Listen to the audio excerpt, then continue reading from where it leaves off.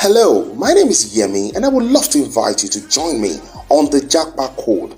The JAPA Code is your ultimate guide to legally migrating from Nigeria to your dream destination. If you desire to JAPA, we've got you covered. We'll bring you expert advice and insider tips to help you navigate the rules, routes and resources required to make that dream a reality. Join me this Sunday at 5 p.m. on the Women Network on YouTube. The JAPA Code is brought to you by Women Consults in partnership with the Migrant Resource Center, Federal Ministry of Labor and Employment.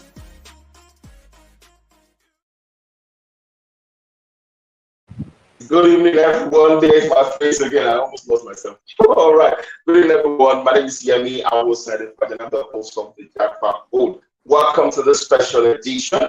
We're going to be starting live today. Excitingly, we're talking about the JAPA mindset as it concerns somebody who is JAPAing. All right. So let me phrase that. Let me say, looking at the JAPA's mindset. Okay, you're sitting here and you want to relocate, you're interested in relocating, what mindset should you have?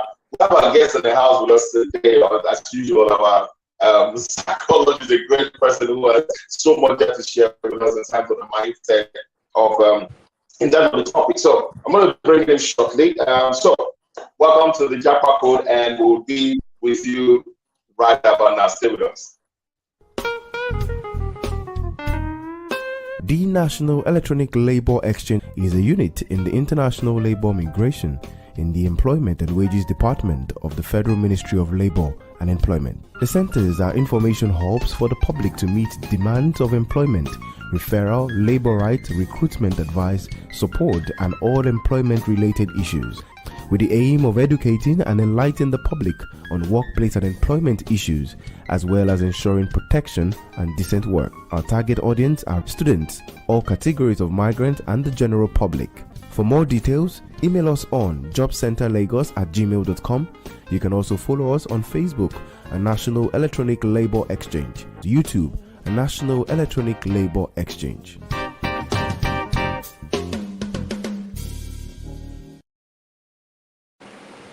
All right, welcome back, everyone. So I'm bringing our guest right about now. Let me just bring it in. Our psychologist, if I can use that word. I hope I got that appropriately. Let me just try and bring in Dr Osaz to join us. Hey, Doctor, good evening. There you are. How are you doing? Good evening. I'm great and grateful. How are you too? Awesome. I'm fine. I'm good. I love that. Great and grateful. Wow, that's very spiritual. Awesome. Great to have you join us again. Great to have you join us again. I did say today we're looking at the JAPA's mindset. All right, we're thinking about so what kind of mindset should the person who's now we've spoken extensively about those who have traveled. How do they integrate? How will they settle in? What the mindset they would have, why they're there. But today we should look at the one who is here, who is planning to relocate. A lot of it's not about to hire it properly. A lot of restructuring, a lot of planning is going to be involved here. The people is shutting down their life, shutting down everything they used to know. So I want to look at some of the sections. One of them is this. So we're looking at identifying the motivation. We're thinking, of course, I want to relocate. You must have why are you doing it? I mean, so let's speak to somebody here who's planning to relocate. What kind of mindset should we have here, looking at the area of motivation, area of the reason why? What reason is justifiable enough for you to want to relocate? That's what's that. All right. Thank you once again for having me. I think I will just make a continuation. I'll step into a continuation mode from what I discussed in the last interview. So I may not be able to explain in depth again what I've discussed in the last interview. I will try to just breeze through it. So, like I said last interview, migration in itself is as old as the oldest history of man. So nothing wrong with migrating. As a matter of fact, the world has become a global village. The world has become a global village. We are more connected than ever before. And therefore, migration, the global connectedness has made migration to be more natural than ever before. But the problem is this. The purpose of a thing is more important than the promise in that thing. The purpose of a thing is more important than the promise of the thing. For example, if I promise you 1 million naira, if the purpose is not well defined, most likely you will abuse the 1 million naira. And that means it's a loss for me that gave you that 1 million naira, and also a loss for you that I received the 1 million naira. If I promise you a box, or let me even say a check. If I promise you a check of $500,000, or I promise you a box of the latest, I don't want to mention brand now, phone gadgets. If you don't know the purpose of that phone gadget, let's say you have never seen it before, you don't know what it's used for, you're going to abuse it. You're going to abuse it. The same thing for the check. If you don't know that the check is not just ordinary paper, you just be getting angry unnecessarily and hoping that this man should rather give me, I want cash. Why can't he just give me cash? How can he just be giving me an ordinary paper? Because you don't know the usefulness or the purpose of that check. You thought it's only a paper. And this is a signed check with $500,000 on it. The same thing with migration. Like I've established, migration is natural, no problem with it, nothing wrong with it. But what I see with a lot of people is herd mentality, bandwagon effect. Others are in the JAPA mode. They're escaping from the country, so I want to do the same. Let me just get there first. No purpose. When the purpose of something is not known, abuse is inevitable.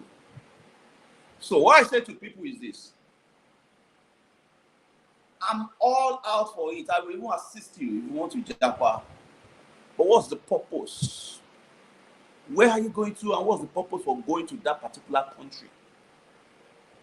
For example, if you tell me that this is your career, I ask you, have you researched about the career in that country? That particular career in that country, their licensing, their certification, their style, their operational standard, and what have you. Then I will ask you, okay, if you don't fit into that operational standard, if you don't have your license or certification to start practicing yet, okay, what other thing will you do that will not take you away from your purpose? What I say to people is this, summarily, please define your purpose before you JAPA, or else your JAPA will eventually become a JAPADA. And even if you don't JAPA in that land of JAPA, you will discover you're struggling. By the way, I hope you know that it's not everybody that JAPA that prosper. Yes. I want to say this categorically to Nigerians. Please know that it's not everybody that JAPA that prospers or that's prospered in the past. You must define your purpose. And this is the secret, the neuroscience dimension to it. See, when motivation fails, you will hit some bedrock. You will hit some obstacles. You will hit some barriers when you get there, and it's not to be normal. Some emotional barriers as a result of a change in environment, a change in culture, a change in checks and balances, strictness of laws versus the flexibility of laws and order in Nigeria.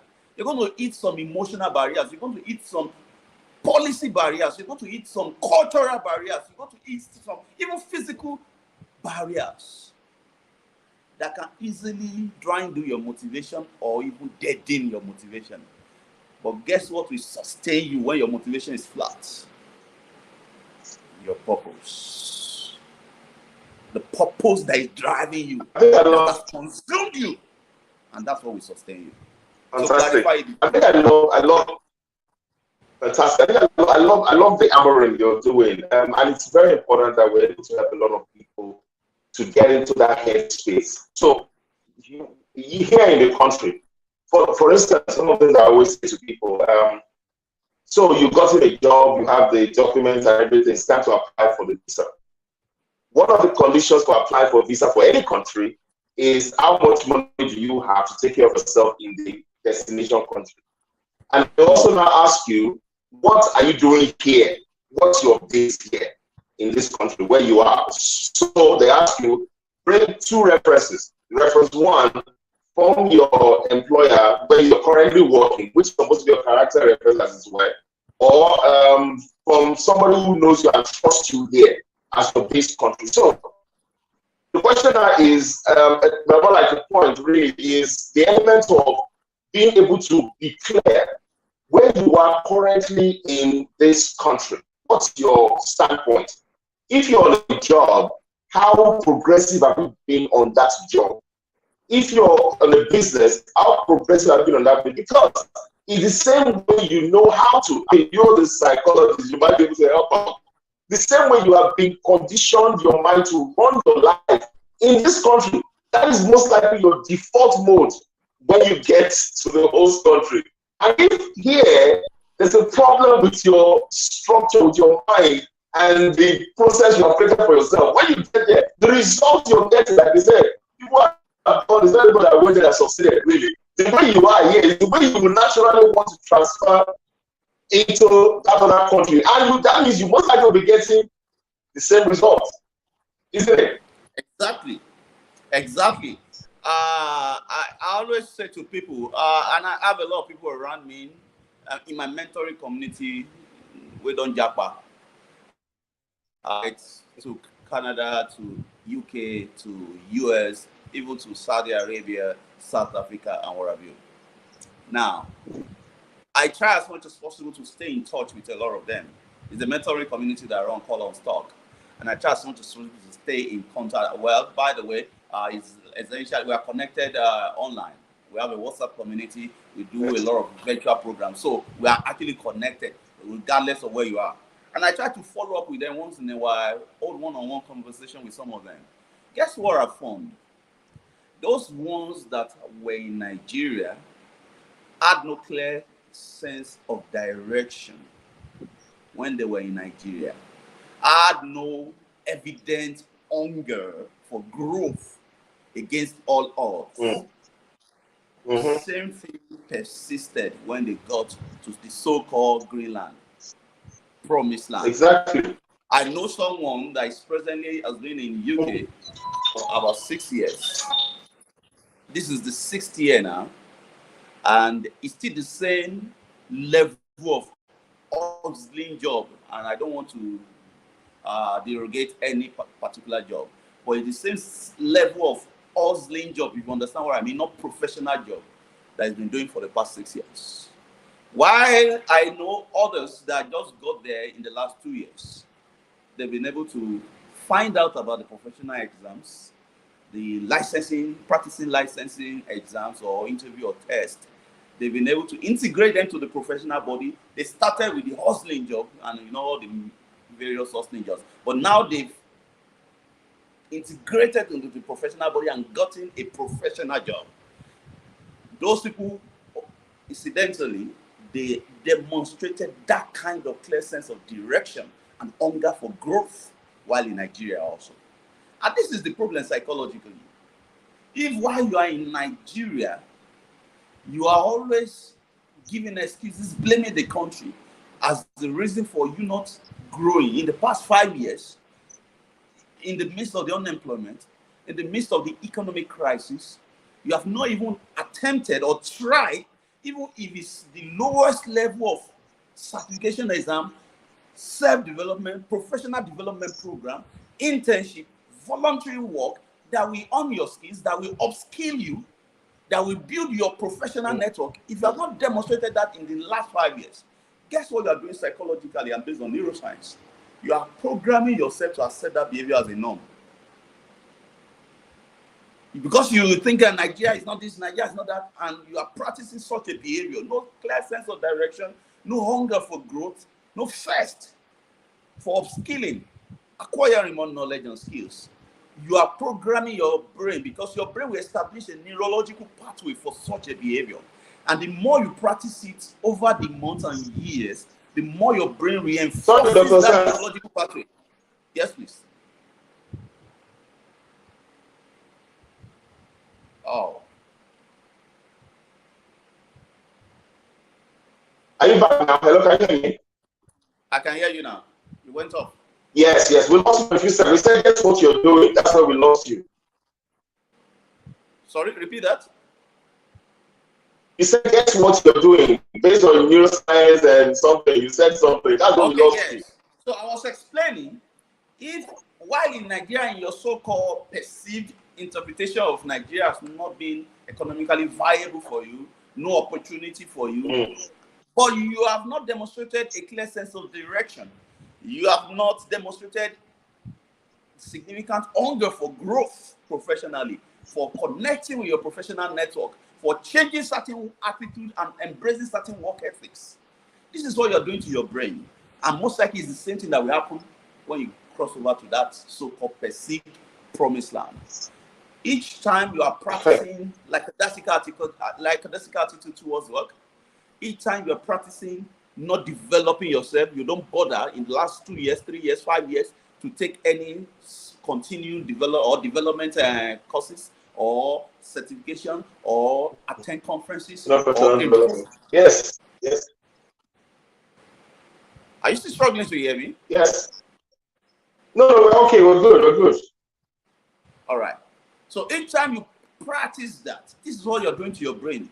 Each behavior you practice is a creation of neurological pathway in your brain.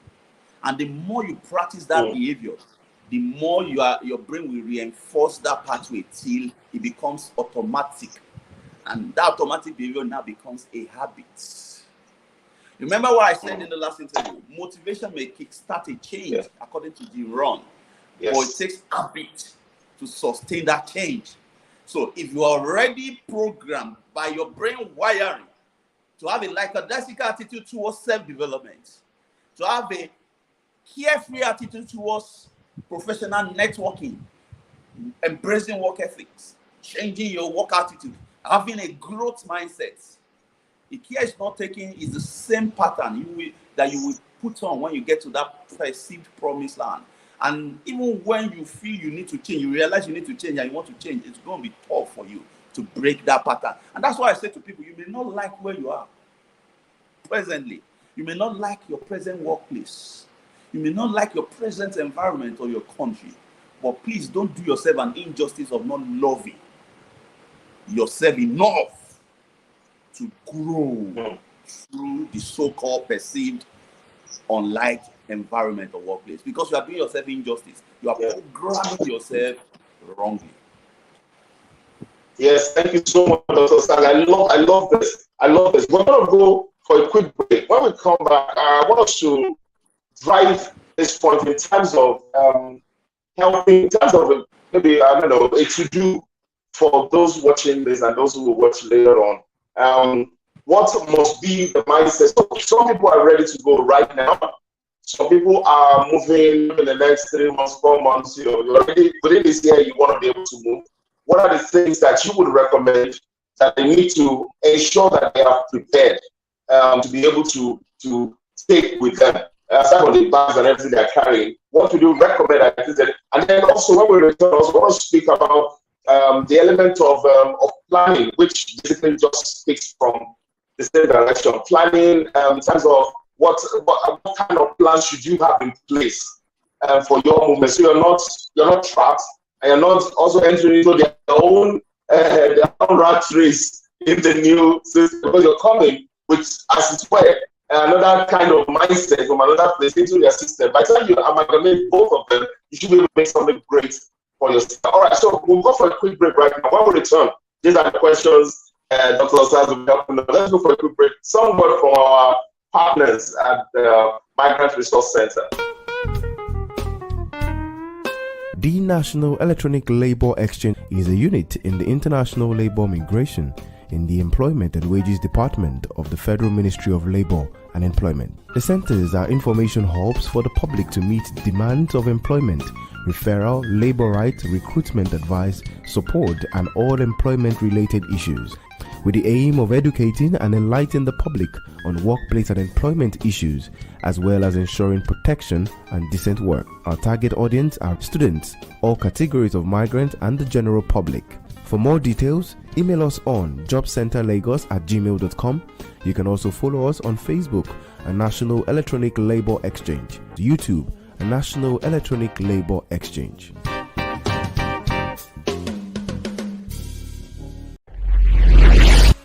Hello, my name is Yemi, and I would love to invite you to join me on the JAPA Code.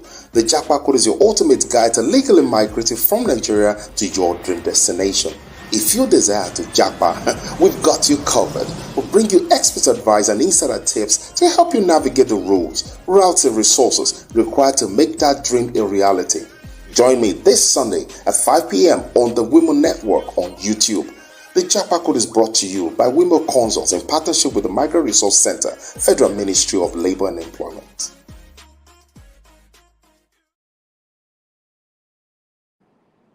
Welcome back.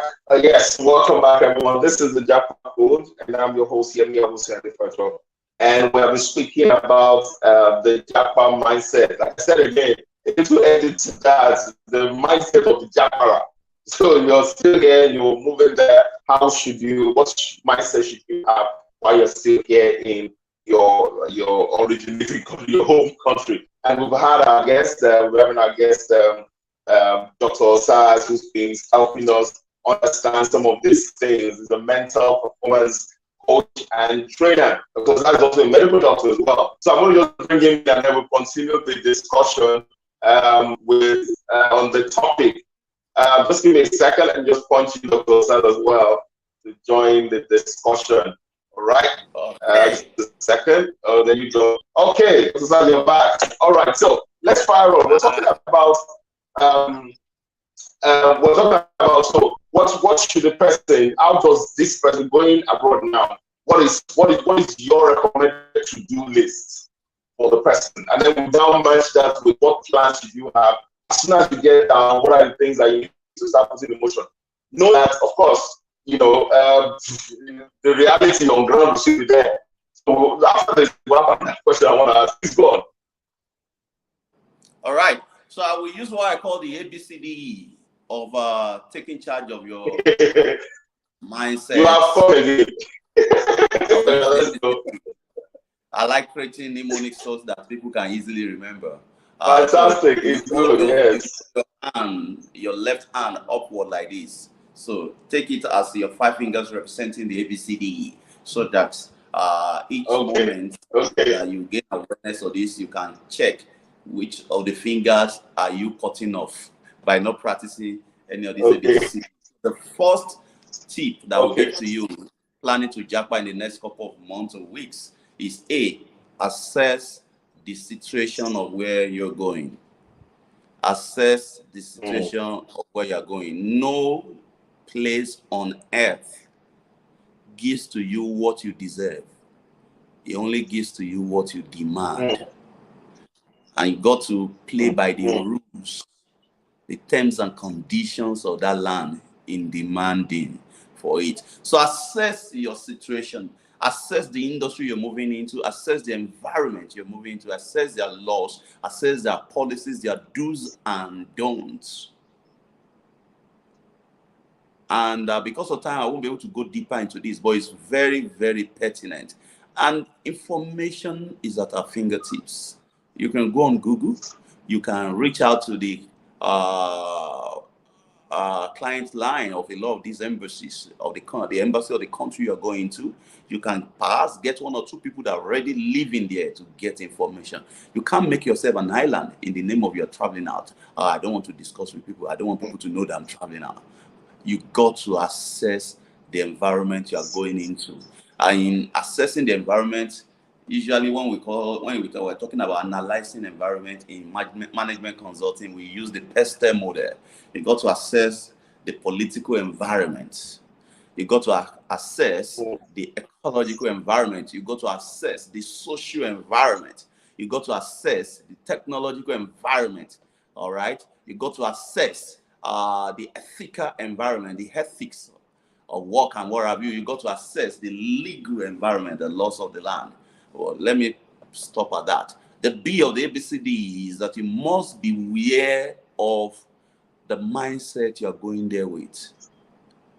See, you are essentially a manifestation of your mindset, expression of your mindset. The reality you see around you is a function of your mindset. I will take a cue from, permit me to take a cue from the scripture. There's a reason why God didn't do a miraculous migration of the Israelites from Egypt to the promised land. Now God promised them. Why did he now allow them to go to the wilderness? Go through the process. The wilderness was meant to be for 40 days, but eventually turned to what? 400 years. 400 years, rather. Eventually turned to 400 years. Why? See, it's not impossible for God to just evacuate the Israelites from Egypt and boom! They are the promised land, enjoying the milk and honey flowing freely. But this is what would have happened if God did that using his power. All the norms, culture, and value system, belief system they picked from Egypt, they will go and replicate them in the promised land. And it's a function of time. The promised land will turn to Egypt. Because no land is essentially good by itself. It's a function of the people that are in there. Somebody once said that take Nigerians out of Nigeria to Dubai for 20 years. Take indigenous of Dubai, bring them to Nigeria for 20 years. Dubai will turn to Nigeria, Nigeria will turn to Dubai. So check your mindset. I always say to people, one of the reasons why I strongly believe why God, despite the fact that he has all the power, he didn't miraculously evacuate the Israelites from Egypt and just drop them, boom. He needed them to go to the wilderness experience because he needed them to be pruned, to be processed, so that every norm, beliefs, and value system they pick up from Egypt that cannot work or will not be relevant for the promised land can be pruned off so that they can start learning, trusting, learn, and learn. Because the process is more important than the promise. The promise is the promised land. Just like your pastor has prayed for you, or your sponsor has assured you that you are coming to your so-called perceived promised land. But the promise is not as important as the process. Are you going through processing to put on the right mindset? You must be well the mindset, because the process is more important than the promise. I always say to people, the reason why the process is more important than the promise to God is because the promise rather will give to you what you want from God. But it's only the process that will turn you to who you are supposed to become. And life is a journey of learning, and relearning. So you must check the mindset you're running. What's your mindset with time? Are you the type that you're running? Your mindset is that of African time, and you're going to a new environment. What's your mindset with taxation? What's your mindset with respect for every gender? What's your mindset with respect for other religion? Do you even pay tax here? I start my work. You put yourself in problem. You must be aware of the mindset you are running. If it's going to clash with the prevalent mindset that delivers the standard of the land you're going to. The seed that I need you to embrace as you're planning to JAPA, so that your JAPA will not turn to JAPADA, is to learn to choose your actions despite your feelings. You must start practicing how to choose your actions despite your feeling. See, like I shared in the last interview, whether you like it or not, and this is not a prophecy of doom. I'm not being a prophet of doom. It's the reality. Some of us experienced it. People are still experiencing it. People that will share their comments on this YouTube page, they will share their comment about it. When you get to another man's land, as long as it's different from what you are being used to, it's a different environment, it's a change you are introducing to your brain. Your brain will naturally resist it initially. That initial natural resistance to the weather, to the time zone, to the color difference, to the change in culture, to the strictness or more rigid laws and order, to the different licensing or practicing licensing or certification world. Your brain will initially resist it. And the way you resist it is by turning or creating emotional fallout, depending on how you're interpreting this change. It could be fear, worry, and what have you. And you've got to be able to negotiate. And one way we must learn to negotiate this feeling, especially in your first 6 months, 1 year, is to practice and master how to choose your actions despite your feeling. If you are a slave to your feeling, it's the way I feel, that's why I'm doing like this. Because somebody demonstrated what looks like a racist tendency towards you, and you feel that you are feeling angry, you can do and undo. You must learn to choose your action despite your feeling. Because you feel that this particular job is too low for your status. In Nigeria, I'm a bank manager. How can I?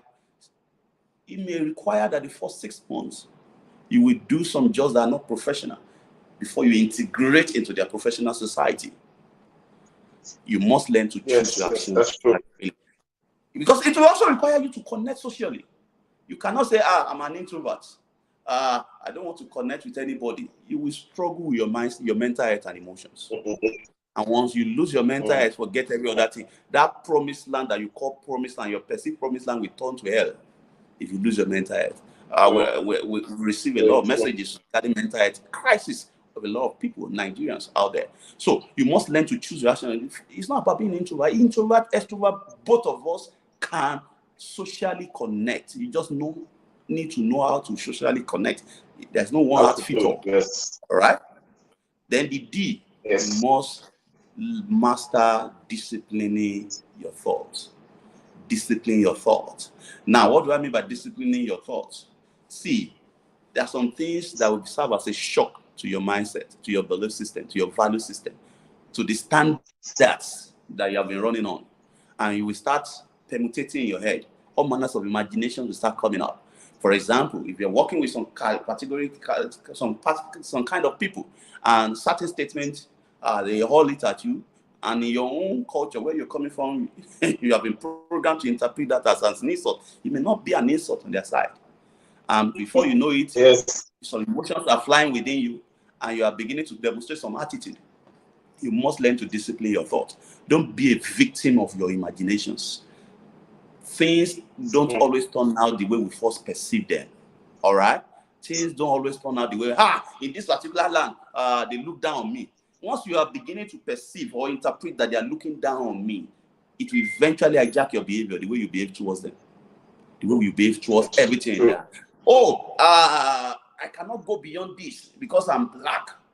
In this society, blacks don't go beyond this. If you define your ceiling by what is operational there, that's the limit you will create for yourself, and that's the maximum you attain. You must learn to discipline your thoughts. You are not limited by anything. Don't let any situation define you. Sometimes you may even experience the worst of the worst treatment. Discipline your thoughts such that no matter what will happen, your environment doesn't hijack your thoughts.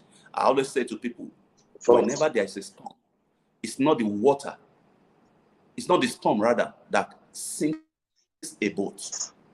It's the water that gets inside the boat that sinks it. No matter what happens on the environment, if you keep your thinking pattern sane and focused, positive and empowering, you are unstoppable. The last one is the E. Please embrace support. Embrace help. Identify immediately you get there. Identify the support system available, including medical system, health insurance, or medical system. I'm not talking of physical only. I'm also talking of psychological, mental health system that is available there. Thank God for online. You can still connect with a couple of psychologists and therapists in Nigeria also. But please identify your support system. It could be medical support system covering physical and mental health. It could also be professional support system. See, the distance you will cover by running at the best of your speed is nothing compared to the distance you will cover by running on the shoulder of someone that's gone far ahead of you in that field. Yes. Identify the professionals Yes. quickly, and there will always be. Luckily for us, as Nigerians, we did everywhere. Nigeria did everywhere. You will always find. Just know the support system to find. Identify family support system. Identify religious support system. Identify social support system. Very important. It can be tough to identify social support system, but why there's a will, there's a way. Yes. Fantastic. Let me just do a real recap of the 5. Okay, so the first we said is access the position of where you're going. Prior knowledge of your destination. You must be able to know that, and that will help you to be able to know how to enter and how to be a part of it. All right. Then you mentioned beware of your own mindset. Casting it on stone. In a time that you don't know. I say, I can't eat this kind of food. I get it. That's the only food they eat. You're going to have a shock of your life. So you must be beware of your mindset carrying to the. And then you spoke about C, which is choose your actions.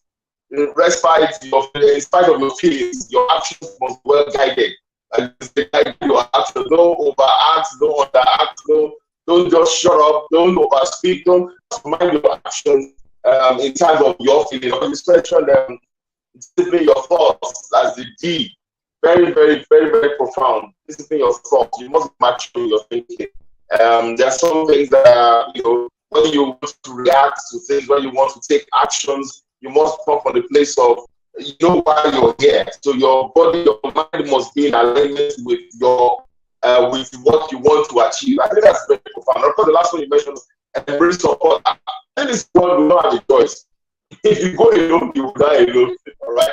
This embrace your support, every support available.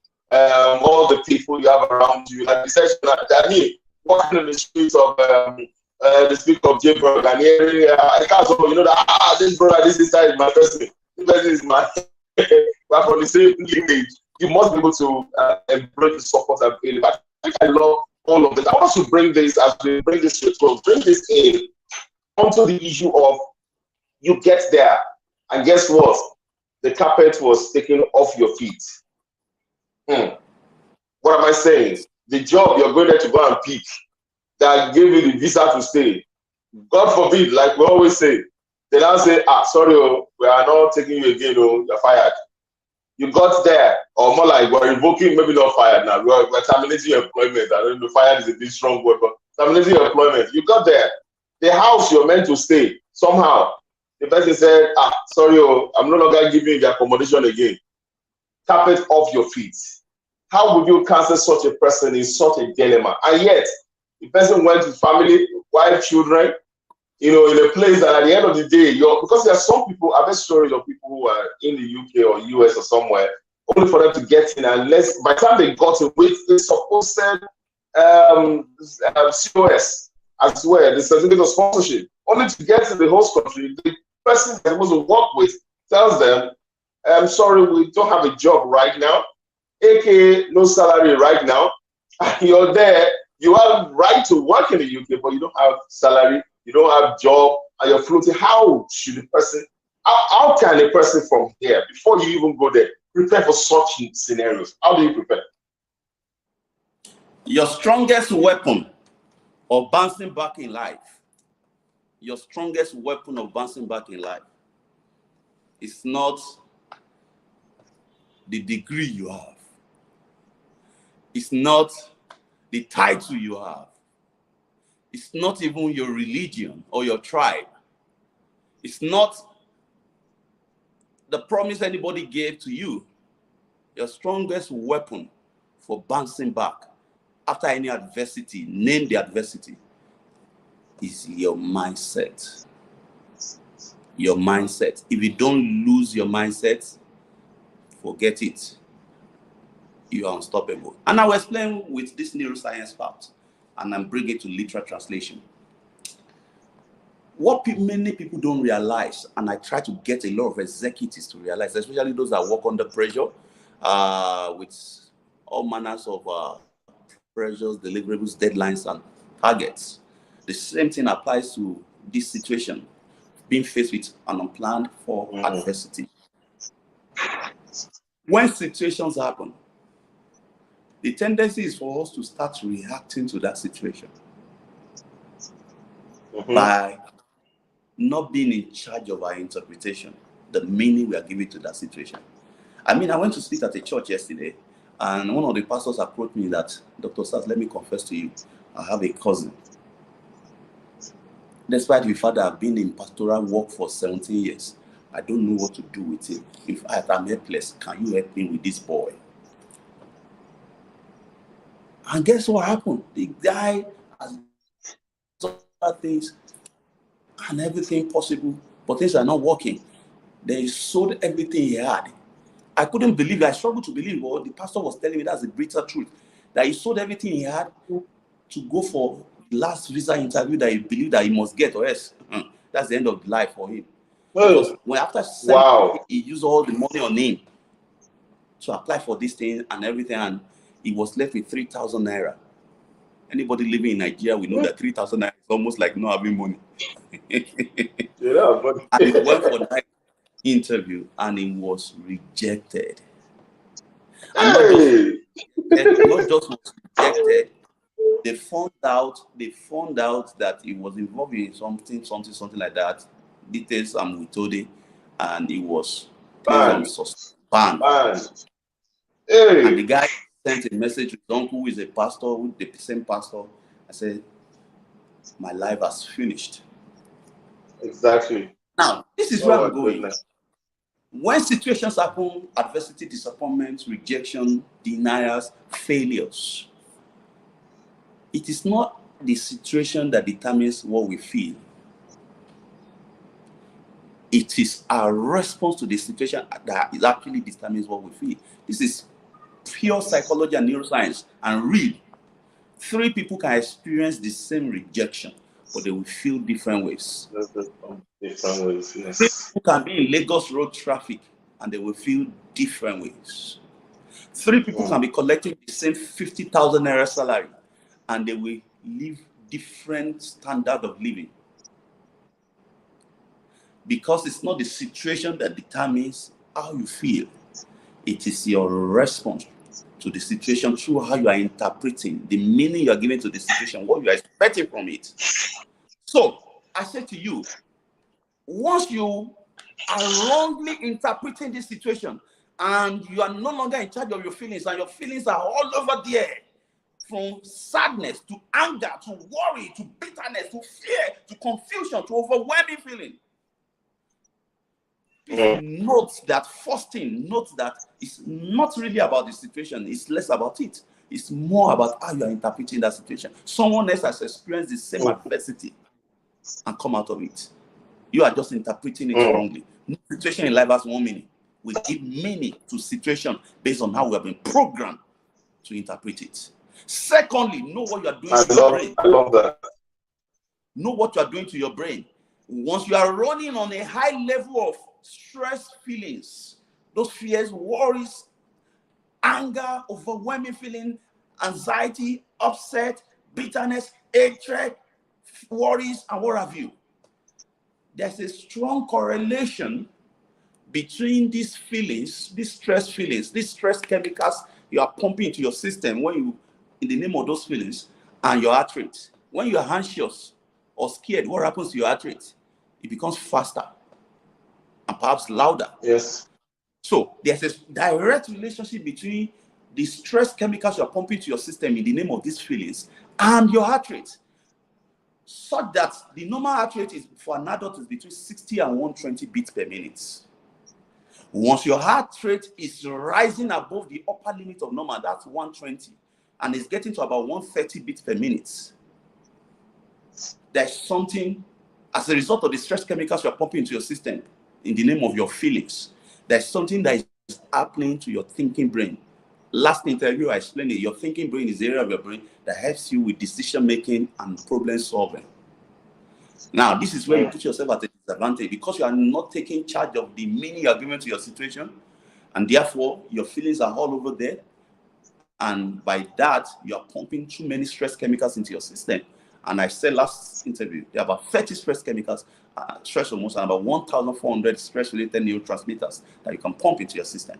Now, your heart rate is jumping up as a result of these stress chemicals that are staying for too long in your system. Initially, it's okay to fear, to be sad because you are laid off, but it should not last for too long. Now, if it's lasting for too long, there's a problem. Your heart rate will start rising. And once it crosses the upper limit of normal and it gets to 130 beats per minute, like I explained, something happens to your thinking brain. Because as we have a direct relationship between your stress chemicals you're pumping into your system and your heart rate, we have an inverse relationship between your heart rate and your cognitive capacity. That is your thinking brain, ability to effectively decide for solving problem optimally. So this is what happens. Once your heart rate gets to 130 beats per minute, your thinking brain shuts down by about 70%. You are down with only 30% of your cognitive capacity. So your ability to make decisions and solve problems is already weakened. And if you still don't do anything about it and you keep pumping stress chemicals into your system, feeling anyhow, not being in charge of your feelings, your heart rate keeps going up. Once it gets to about 170, 175 beats per minute, your thinking brain shuts down by about 97%. You are down with only 3% of your cognitive capacity. That's what we call mind blindness. So you can be in that same state and it's a rat race, and you cannot generate options. You cannot create options. You think that's the end of the road. You start feeling hopeless. Depression starts setting in. And that's why some people can be in the same problem for the next 3, 5, 10 years. And they will just be in that rat race cycle and just copy and solve. Because they've lost control over their mind. They're in a state of mind blindness. What we call in psychology, learned helplessness. You have learned to become helpless because your thinking brain has shut down. Be in charge of your feeling, regardless of what is happening. Whatever storm you are experiencing as a sailor, as a captain of a boat, any intelligent captain of a boat knows that it's not the storm that will sink that boat. It is the water that gets inside it. It's the water that gets inside so that the waters don't get inside. Stay in charge of your mind. Yeah. Wow. Thank you so much, Dr. Osaz. This is psychology session. Is this 101, 205, or 305 that we just had? Oh my goodness, it's very, very profound. And I'm going to just sit on the most critical part of this talk about today is the importance of your mindset. The mindset is a great test weapon, and I think that is one thing anybody must take with them, wherever you're going to, whatever you life throws at you. Mindset. If your mind is not in the place of its best, you cannot produce best of actions. You can't produce best of thinking. You can't produce best of you can't get best results. And so you must guide, just like you quoted the scripture, he says you guide your heart with all diligence. Part of it is the use of life. If you don't put your mind in a place that's healthy, your mind will be able to produce healthy decisions. So I think that's very, very profound. I want to add something to it as well as we bring this to a close. Being flexible, the open. We mentioned something like getting into another land. You might plan to go in a particular direction, but somehow it gives you another option. It gives you another reality show up. But if you're not flexible, then the regrets will come in. All the things you mentioned, the fact that worries, bitterness comes in, regrets, all those negative stuff comes in. They begin to weaken. But if you're already in a place where you know what, okay, so I've been given lemon, time to make my lemonade. How do I make my lemonade? That's what I focus on right now. And the beautiful thing, like they always say, those who go outside the country always say, there's always jobs to do, always jobs to do, simple, quick jobs to do. They're always available. All you have to make sure you do is keep your goal clear. But to get to that goal, you have to take some small goals here, small goals there, small this there, small that, to finally get to that destination. I think it's very profound. Thank you so much, Dr. Osaz. It's been a great time with us today. Very great time with us today. And I'm trusting that everybody who would be a part of this and watch this, whenever you get to watch this, you would really know that there's some content, some deep content we have here today. Thank you so much, Dr. Osaz. Great to have you. I'm sure again, the next time we call, we can always reach you. You want to give your contact again for those who are watching for the first time today? Okay, thank you for having me once again. You can connect with me on Instagram at dr.osaz, dr.osaz. That's dr.osaz, Dr Osaz. Then on LinkedIn, you can search for Deji Osasona or Dr Osaz also. The same thing on Twitter, drosaz on Twitter. Either Deji Osasona or dr.osaz, you will find me on any social media handle. Or you go to my website. Right. Thank you very much. Okay. What is the website? Sorry, I caught you there. The website is drosaz.com. www.drosaz.com. drosaz.com. Thank you so much. I'm grateful. Thank you for your time. Really, really appreciate your coming on the show with us today. Thank you so much. Thank you.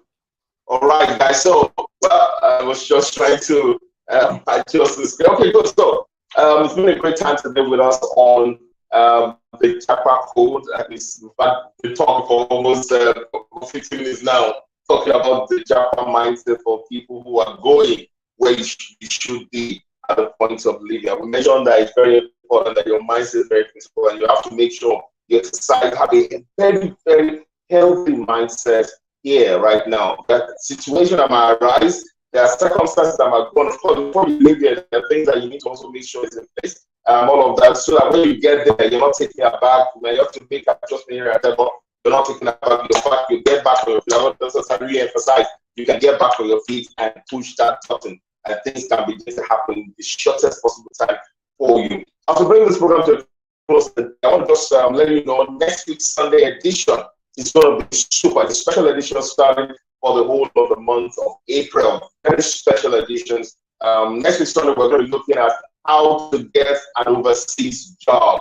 How to get an overseas job. What are the ways to do it? For those who are trying, who are getting the jobs, and those who want to get an overseas job, how do you do that? Talking of jobs outside of Nigeria, how do you get it? Whichever country you want to go into, you want to relocate, how do you get that job? So you can move with work visas, all right, allowed to work and live in those countries. You want to be a part of this, invite your friends, get ready for a very exciting time on the show next week, Sunday, all right, same time next week, Sunday. Thank you so much. It's been a great time today. Yemi Awosanya is the name, and I trust that it's been an awesome journey with us since we started. And here we are talking about the rules, the routes, and the resources. We're talking about information that can help you take the right decisions every time. That has to do with JAPA. All right, so that's what we're all about. Thank you so much for sharing the moment with us. All right, it's been a great one. I'll see you again next Sunday. Same time, like I said, with a better and bigger episode. You want to be a part of that.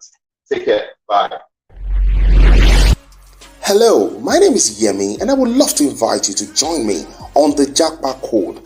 The JAPA code is your ultimate guide to legally migrating from Nigeria to your dream destination.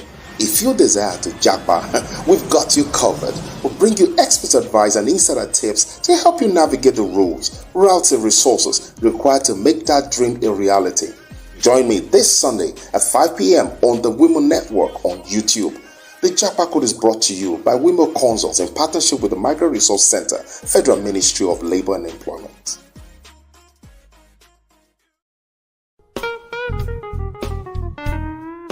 The National Electronic Labour Exchange is a unit in the International Labour Migration in the Employment and Wages Department of the Federal Ministry of Labor and Employment. The centers are information hubs for the public to meet demands of employment, referral, labor rights, recruitment advice, support, and all employment-related issues, with the aim of educating and enlightening the public on workplace and employment issues, as well as ensuring protection and decent work. Our target audience are students, all categories of migrants, and the general public. For more details, email us on jobcenterlagos@gmail.com.